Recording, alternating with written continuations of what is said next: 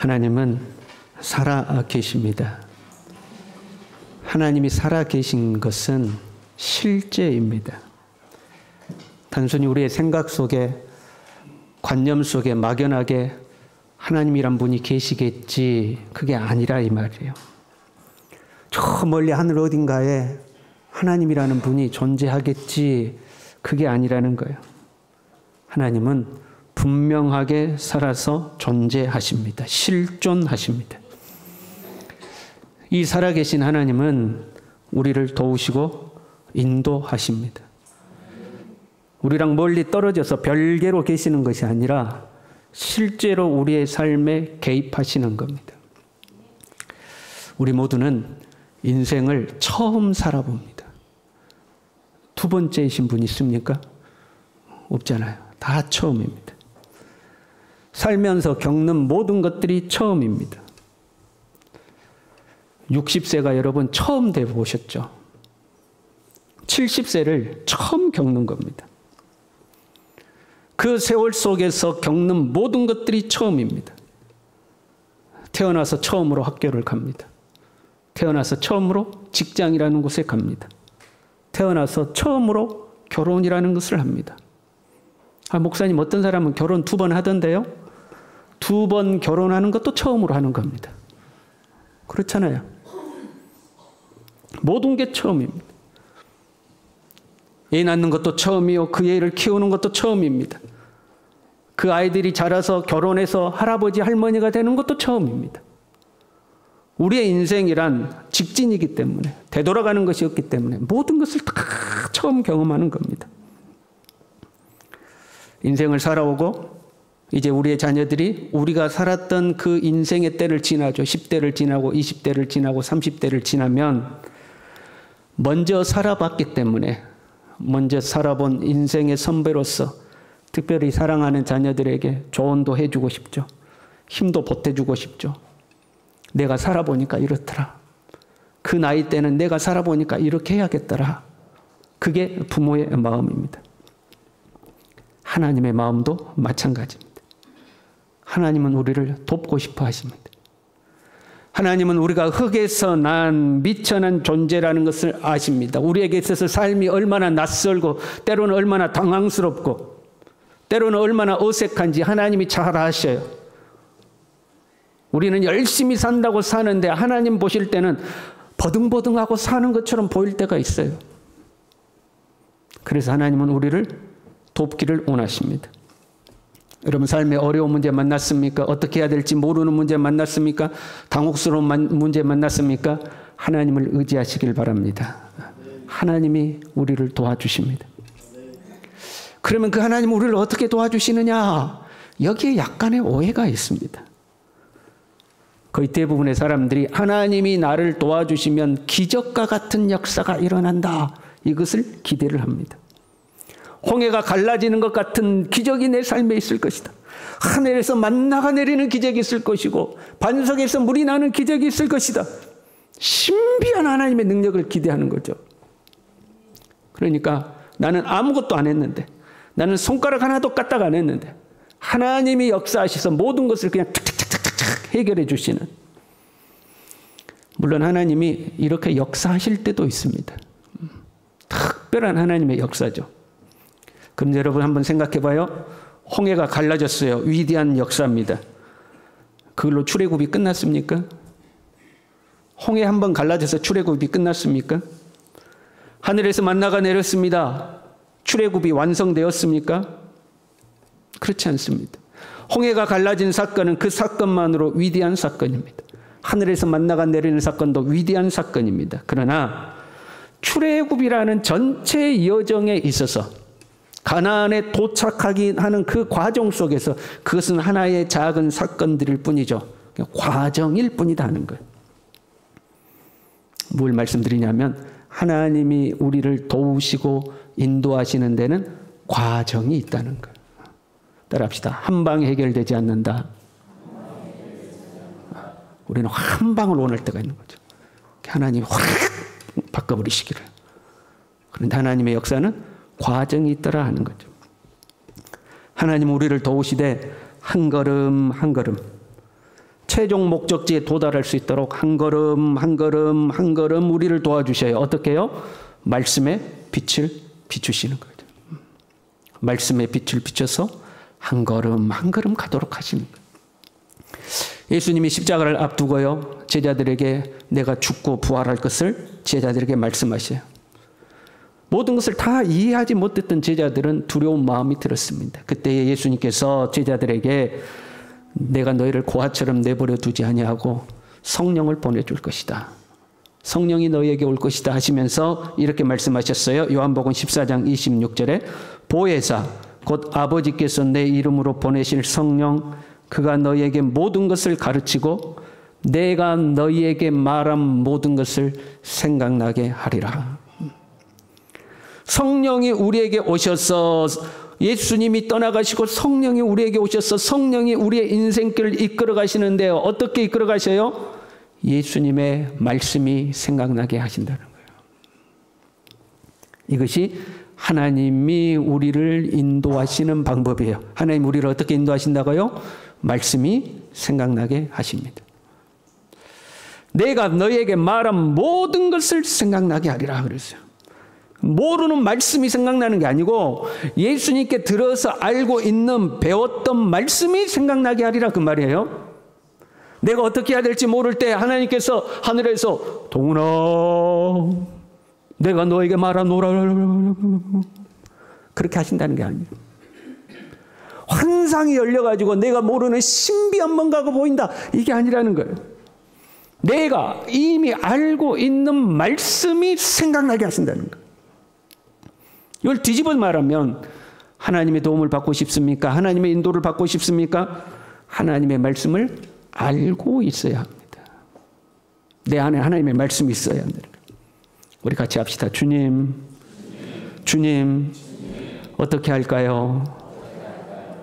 하고 계십니까, 여러분? 주님의 이름을 계속 부르고 계십니까? 주님을 잊어버리지 않겠소. 우리 주님 부르기로 했잖아요. 주님 부르고. 어떻게 해야 될지 모를 때 주님 도와주세요. 주님 어떻게 할까요? 주의 이름을 부르면 어떤 빛이 비춰와요? 말씀의 빛이 비춰온다. 그런데 내 안에 말씀이 없으면요? 어떻게 될까요? 내 안에 말씀이 있어야 된다 이 말이에요. 본문을 보세요. 복 있는 사람은 2절에요. 오직 여호와의 율법을 즐거워하여 그의 율법을 주야로 묵상하는도다. 하나님의 말씀을 차곡차곡 쌓아둔다는 거예요. 그는 어떻게 돼요? 시냇가에 심은 나무가 철을 따라 열매를 맺으며 그 잎사귀가 마르지 아니함 같으니 그가 하는 모든 일이 형통하리로다. 우리에게 이런 복이 있기를 간절히 바랍니다. 하는 일이 다 형통하대요. 어떤 사람에게? 말씀을 주야로 묵상하는 사람에게. 가만 보면요, 현대인들은요 정보의 홍수 속에 삽니다. 요즘 사람들 보세요. 1시간도 가만히 있질 않아요. 1시간이 뭐예요? 5분, 10분도 가만히 있질 않습니다. 젊은 사람들 가만 보세요. 쉬는 시간이라고는 없습니다. 모든 시간에 핸드폰을 들여다보고 있습니다. 우리의 뇌가 멈춰있는 시간이 없어요. 계속 들여다봐요. 젊은 사람들만 그러는 것이 아니라 지금은 나이가 드신 분들도 TV를 보거나 핸드폰 유튜브 보거나 세련되셨어. 우리 교회도 보니까 연세 있으신 분들도 유튜브로 설교 다 보시더라고요. 세련되셨어. 끊임없이 보는 거예요. 끊임없이 이런저런 정보들이 우리 안에 밀려 들어오는 거죠. 문제는 내 속에 들어온 지식이 내 삶의 열매로 나타나게 되어 있습니다. 얼마 전에 문자가 하나 왔어요. 검찰청이래요. 검찰청에서 저한테 문자가 왔어. 제 카드가 해외에서 사용됐다고. 사용한 적이 없으면 빨리 차단해야 되니까 전화를 주시라. 대한민국 검찰청. 왜 웃으셔? 내 카드가 해외에서 사용됐다는 여러분 왜 웃어요? 뭐예요? 보이스피싱 다 알잖아요. 내 안에 보이스피싱이라는 정보를 알고 있으니까 밖에 그런 사건이 벌어져도 속지 않는 거예요. 내 안에 정보가 있으니까 대책을 세우는 거죠. 어떤 사람이 여러분, 과거의 드라마 중에 사랑과 전쟁 이런 드라마 있어요. 아세요? 아는 사람은 다 봤어. 그 드라마 뭐 하는 드라마예요? 맨날 부부간에 싸우고 부부간에 불륜 있고 뭐 부부간에 문제 있는 것을 다루는 드라마가 사랑과 전쟁이에요. 그 드라마를 즐겨보는 집사님이 한 분 있었어요. 친구들 모임에 갔어요. 친구들하고 수다를 떨다가 이 사람도 요즘 우리 남편이 밤에 일이 많다고 늦게 들어와. 그럼 이 사람이 이야기하는 거야. 너희 남편 뭔가 문제 있어. 왜? TV에서 봤는데 남자들이 문제가 생기면 그렇대. 이 사람은 세상을 다 어떻게 봐요? 사랑과 전쟁으로 보는 거야. 왜? 그 안에 그 정보가 들어있으니까. 제가 예전에 필리핀 선교 갔는데요. 필리핀 선교 갔다가 환전을 해야 될 일이 있어서 필리핀 환전소를 갔습니다. 가기 전에 어떤 정보를 제가 제 속에 담고 가려면 필리핀 사설 환전소요. 정식 은행이 아니라 사설 환전소에 가면 환전을 하면 순간적으로 돈이 없어진다는 거예요. 보는 앞에서 세요. 이렇게 10장을 세요. 제가 환전해서 10장을 받아야 되고 뭐 보라고 해갖고 셉니다. 하나, 둘, 셋, 넷, 다섯, 여섯, 일곱, 아홉, 열 세고 맞지 하고 저한테 줘요. 근데 그걸 확인 안 하고 가잖아요. 한 7장밖에 없어요. 그래서 제가 거기서 실제로 셌어요. 보는 데서 세고 주니까 저도 네 봐라 하고 셌는데 7장밖에 없어요. 귀신 같습니다, 여러분. 손은 눈보다 빠르다. 그 세면서 어디 가버려요. 제가 만약에 그 정보가 없었다면 당했겠죠. 그렇잖아요. 알고 있으니까 안 당하는 거죠. 내 속에 있는 지식이 내 삶의 여러 가지 것들을 판단하고 결정하도록 만드는 거예요. 우리가 어떤 문제에 직면했어요? 그런 문제의 답을 찾겠죠. 그 문제의 답은 없는 답이 나오는 게 아니에요. 내 속에 있는 지식 속에서 이렇게 조합되고 저렇게 조합돼서 답이 나오는 거예요. 그런데 내 안에 세상 지식이 가득해요. 세상 정보는 가득해요. 하나님의 말씀은 없어요. 그러면 주님께서 내게 말씀의 빛을 비춰서 내 안에 말씀이 떠올랐다가도 세상 지식의 말씀이 다 가려져 없어져 버리는 거예요. 그래서 믿는 사람도 문제를 만나면 말씀대로 풀어가는 것이 아니라 세상 사람들하고 똑같이 문제를 풉니다. 세상 지식을 따라가니까 똑같이 풀어요. 우리 교회 뒤에 언덕에 올라가 보셨어요? 작년인가 저작년인가 올라가 보자고 그래가지고 올라가셨는데 그 뒤로 한 번도 안 올라가셨죠? 우리 옆 사람과 인사합시다. 아따 너무해요. 뒤에 위에 벤치도 만들어 놨잖아요. 오늘 점심 식사하시고 다들 올라가시길 바랍니다. 그 아멘도 안 하잖아. 나중에 노한우 목사님 오시면요, 그 말씀하실 거예요. 사람이 병이 들어 죽는 것이 아니고 게을러서 죽는데요. 운동을 안 해. 뒤에 가면 철쭉이 있어요. 그 철쭉을 다듬으려고 봤더니 넝쿨이 철쭉 다 덮었어요. 칡넝쿨이 생기니까 칡넝쿨을 다 제거를 했어요. 칡넝쿨이 없어지니까 다른 더 작은 넝쿨들이 힘을 얻어가지고 칡넝쿨이 있을 때는 힘을 못 쓰다가 칡넝쿨이 사라지니까 아이고 호랑이 없는 굴에 여우가 주인이다 하고 넝쿨들이 싹 덮었어요. 보세요. 철쭉이 많이 있어요. 그 중에 넝쿨이 조금만 있어요. 그러면 넝쿨이 있어도 철쭉이 빛을 봅니다. 그런데 철쭉이 있는데 그의 넝쿨이 다 덮어버렸어요. 그러면 철쭉이 빛을 못 봅니다. 내 안에 세상 지식이 가득해요. 하나님의 말씀은 요만큼 있고. 그러면 하나님의 말씀이 빛을 못 봅니다. 내 안에 하나님의 말씀이 가득하고 세상 지식이 조금 있으면 아무리 말씀을 가리려고 해도 말씀이 빛을 보는 것. 내 안에 하나님의 말씀이 가득 있어야 하는 것. 내 안에 하나님의 말씀을 채우는 두 가지 방법이 있어요. 하나는 말씀을 채우는 거죠. 하나는 세상의 어떤 정보를 차단하는 것. 그렇잖아요. 아무리 말씀을 채워도 그것보다 세상 정보가 더 많이 들어오면 상대적으로 말씀이 작아지잖아요. 먼저요, 여러분에게 찾아오는 헛된 지식을 차단하시길 바랍니다. 우리 같이 따라해 봅시다. 유튜브를 끊자. TV를 끊자. 너무 잘못된 지식들이 많아요. 신앙에 관련된 것이라 할지라도 잘못된 게 많아요. 그 잘못된 정보에 지속적으로 노출된 사람은 그것이 잘못됐습니다 해도 인정하지 않아요. 그게 옳다고 생각해요. 서로 잘못되지 않은 정보를 할지라도 거의 모든 정보들이 세속적 가치관에 기반한 정보들이에요. 자꾸 우리의 생각을 세속적으로 만드는 거죠. 사고 구조를 세속적으로 만들어 놓는 거. 여러분, 과거에 TV 없이 어떻게 사셨어요? 유튜브 없이 어떻게 사셨어요? 다 잘 살았어요. 그런데 이제는 모두 다 그 손바닥 안에 있는 작은 세상만 들여다보고 있어요. 여러분, 잠시라도 이거 안 보고 있으면 불안해요? 허전해요? 이상해요? 그것을 중독이라고 그러는 거예요. TV 중독, 핸드폰 중독이야. 이게 없으면 불안해. 내 품에 핸드폰이 없으면 불안해. 불안해. 몰라도 되는 것들을 우리는 너무 많이 알고 있어요. 유튜브 제가 이렇게 켜니까 떴어. 뭐가 떴어?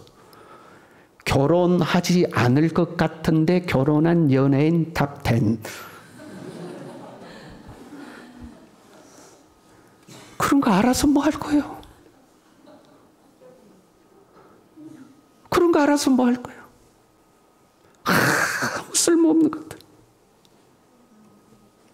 여러분, 쓸모없는 정보들을 다 차단하시길 바랍니다. 다 쓰잘데기 없는 것.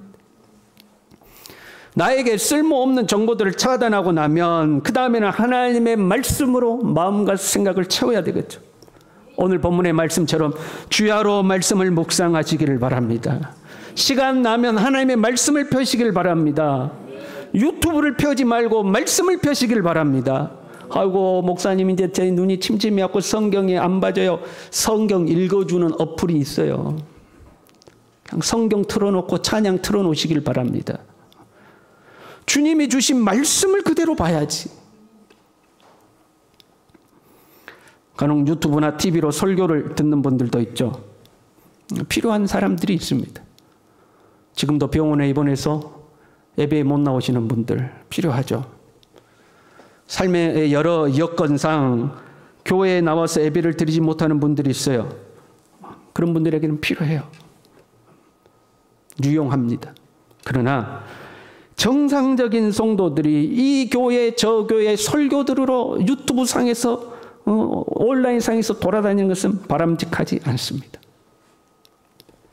여러분 보세요. 우리는 하나님이 우리를 선택하여 예수님을 믿게 하신 줄로 믿습니다. 그리고 그런 우리를 손천 서부교회라는 한 공동체 아래 모이게 하심을 믿습니다. 이 공동체 안에서 우리에게 직분을 주시고 우리에게 사명을 주시고 우리로 하여금 하나님 나라의 한 부분을 감당하도록 하신 줄로 믿습니다. 그러면 그 주님은 우리 공동체에게 주시는 말씀이 있는 것. 그 말씀으로 우리를 인도해 가시는 것. 그걸 우리는 믿어야 돼요. 여러분이 매일 하나님의 말씀을 묵상해요. 더 나아가서 여러분의 교회에서 선포되는 말씀에 귀를 기울여야 돼요. 그 말씀을 되새기고 또 묵상하고 되새겨야 돼요. 그 속에 하나님의 인도가 있는 거예요.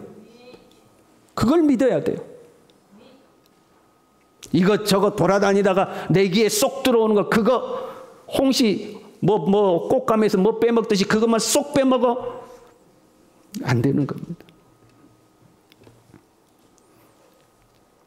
하나님이 나를 이 교회로 부르셨고 이 교회를 통하여 하나님이 나에게 말씀하신다. 이 믿음을 가지시길 바랍니다.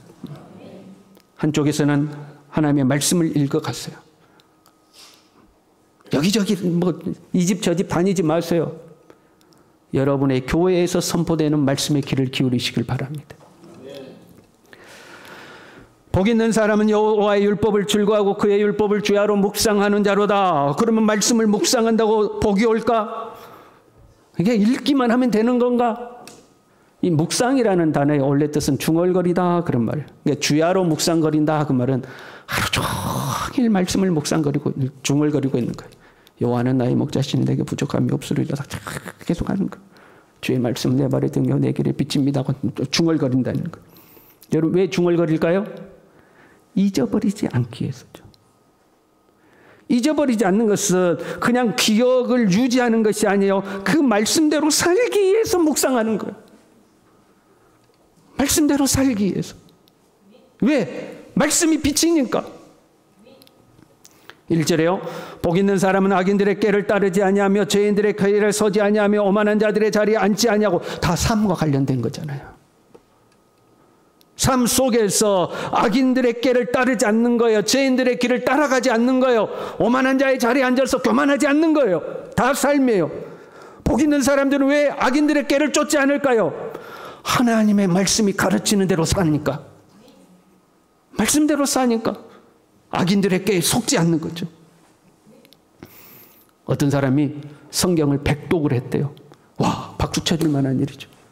얼마나 열심히 읽었으면 성경을 백독을 해서 박수 쳐줬어요. 어떤 사람은 성경을 막 달달달 외워요. 창세기에서부터 여호수아까지 막 외워버려요. 달달달달달달달. 그런데 말씀대로 살지는 않아요. 그러면 100번 읽은 거 아무 소용없어요. 달달달 외우는 거 아무 소용이 없어요. 주의 말씀은 내 발의 등이요 내 길의 빛이니이다. 외워서 알아요. 그런데 그 말씀이 비추는 대로 안 가요. 그 말씀 소용이 없는 거 아니에요. 광야 이스라엘을 인도하시는데 불기둥과 구름기둥으로 이끌어 가십니다. 그런데 백성들이 불기둥 구름기둥 안 따라가요. 그러면 소용없는 거 아닙니까? 가나안에 못 들어가는 거죠. 하나님은 우리를 말씀으로 인도하십니다. 그것을 위해서 말씀도 읽고 말씀도 묵상해요. 성령께서 내 마음에 빛을 비춰서 그 말씀이 떠올랐어요. 그런데 그 말씀을 따라가지 않아요. 그럼 그 앞에 과정들이 다 소용없는 거잖아요. 성경을 읽으면 뭐하고 묵상하면 뭐하고 암송하면 뭐예요. 말씀을 읽었으나 악인들의 꾀를 따라요. 말씀은 읽었으나 죄인들의 길을 서요. 말씀은 읽었으나 오만한 자의 자리에 앉아요. 말씀을 안 읽음만 못한 거예요. 간혹 가다 보면 교회 안에서 기도 많이 한 사람, 성경 많이 알고 있는 사람이 오히려 문제될 때가 있어요. 자기들은 성경을 알고 있는 것, 기도하는 것으로 자신들의 모든 것을 정당화시키는 거죠. 내가 말씀을 이렇게 많이 읽었는데, 내가 기도를 이렇게 많이 했는데, 말씀 보고 기도했으면 말씀대로 살아야 하는 거예요. 우리가 아이들에게 그렇게 이야기하잖아요. 숙제 다 하고 놀아. 숙제 다 하고 놀아. 그럼 아이가 놀고 싶어서 숙제를 막 합니다. 저도 어렸을 때 뭐 볼펜 2개로 막 이렇게 썼어요. 2개 붙여가지고. 그럼 티가 나니까 어떻게 하는 줄 알아요? 볼펜 3개를 붙여. 가운데를 띄고. 뭔 말인지 모르겠어요? 그리고 막 겹쳐서 쓰면 2개를 그대로 쓰면 똑같아 보이니까 가운데 하나 끼면 한 칸씩 띄어 쓰잖아요. 놀라고. 다 있다. 그럼 나 이제 마음대로 노는 거죠. 하나님 말씀 읽는 것을 숙제처럼 생각하는 거예요. 오늘 정해진 분량 읽었어. 내가 하루에 3장씩 읽어야지. 그 3장 다 읽었어. 나머지 삶은 내 마음대로다. 아이들 숙제하듯이 하는 거예요. 말씀을 읽었으면 말씀대로 살아야죠. 요한계시록 1장 3절에요. 이 예언의 말씀을 읽는 자와 듣는 자와 그 가운데 기록한 것을 지키는 자가 복이 있다 그랬어요. 요한계시록은 예배 시간에 읽던 책이에요. 읽는 자라는 것은 앞에서 두루마리 성경을 낭독하는 자를 말해요. 듣는 자는 여러분 회중석에서 그 말씀을 듣고 있는 사람을 말해요. 읽는 자와 듣는 자, 그 다음에는 읽는 자와 듣는 자가 다 뭐예요? 그 말씀을 지키라는 거예요. 그래야 복이 있다는 거예요. 우리 따라합시다. 주님 도와주세요. 주님 어떻게 할까요? 그때 성령께서 우리 마음에 말씀의 빛을 싹 비춰주는 거예요. 그 말씀을 따라가시길 바랍니다. 그 말씀을 지켜 행하시길 바랍니다. 그 말씀을 따라가는 거예요. 저와 여러분이 하나님의 도움을 받아서 시냇가에 심은 나무처럼 철을 따라 열매를 맺고 잎사귀가 마르지 않고 다 형통하기를 원한다면 오늘부터 말씀을 펴시기를 바랍니다. 말씀을 읽으시기를 바랍니다. 말씀을 묵상하시길 바랍니다. 쓸데없는 정보들 차단하시길 바랍니다. 그리고 그 말씀대로 한 걸음 한 걸음 걸어가십시오. 결국 주님이 우리를 이끄시는 구원의 길에 축복의 목적지에 도달할 줄로 믿습니다. 우리 함께 찬양하겠습니다.